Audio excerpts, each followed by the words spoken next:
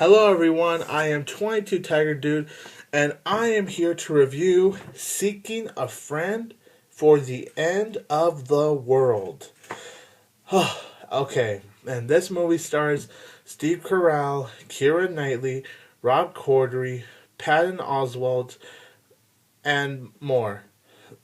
And this movie mainly focuses on Steve Carell and Keira Knightley, though. Rob Corddry, Patton Oswalt, as well as everyone else like T.J. Miller and them, they're not in this movie much. But anyways, so just by the title, you could kind of know what the plot's about.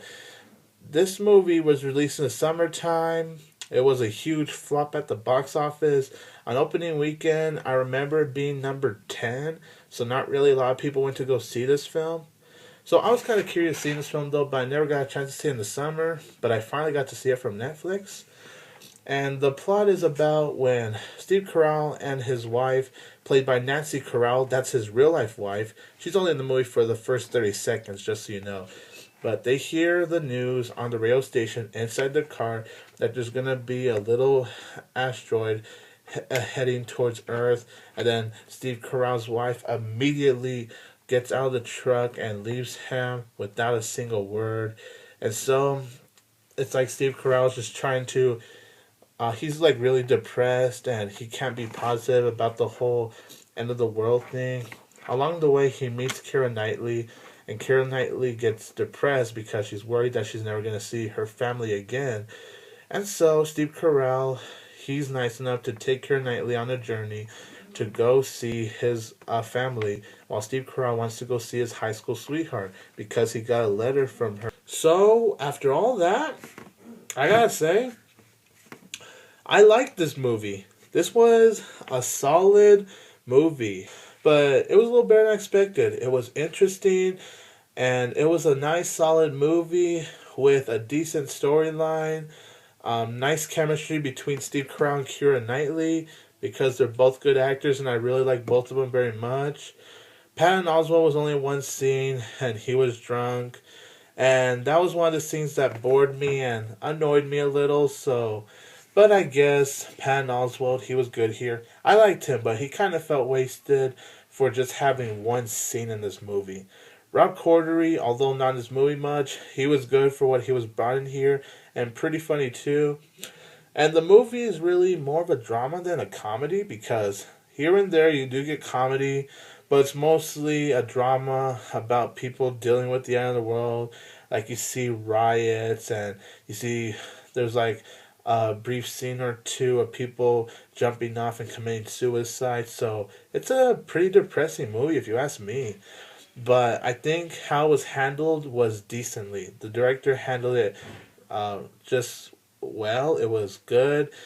And here and there, whenever there was funny moments, I did get a good laugh. Like, one of the scenes I laughed at was that one scene that T.J. Miller was in when Steve Carell and Keira Knightley were at a place called Frenzies, and it's where everyone's just like friends, and that was a pretty funny scene actually, and T.J. Miller was funny in that scene too. But come on, it's T.J. Miller. He is a funny guy.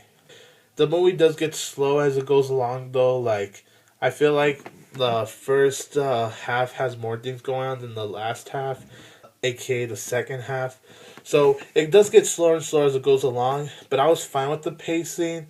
The problem with the movie, though, is that it gets kind of annoying a couple of scenes in the first half. One of them, as I just told you, was Patton Oswalt being drunk in that one scene, and I didn't find it funny at all. And on the second half, I got a little bored in a few parts in the second half. Yeah, it just could have maybe added humor there, so it kind of bored me in a few moments as well. But other than those flaws, it is well done. You already know how the movie's gonna end, obviously, but all I could say is that the movie does have a sweet conclusion for Steve Carell and Keira Knightley, and that's all I'm gonna say it is for the ending, you know? So, of course, yes, the end of the world actually does happen at the end, but it's a sweet conclusion between Keira and Steve. And I thought it was a solid movie with solid performances, and it was just a solid movie to enjoy.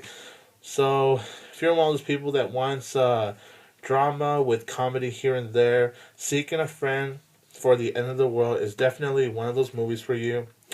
I would recommend this movie. I mean, it's dramatic, it's kind of depressing, but I thought it was well done at least. So I'm going to give Seeking a Friend for the End of the World 3 out of 4 stars. Subscribe to my channel. Comment below and give me your opinion of the film. Like and share this video. I hope you enjoyed this, and don't forget that I will always have Tiger Power.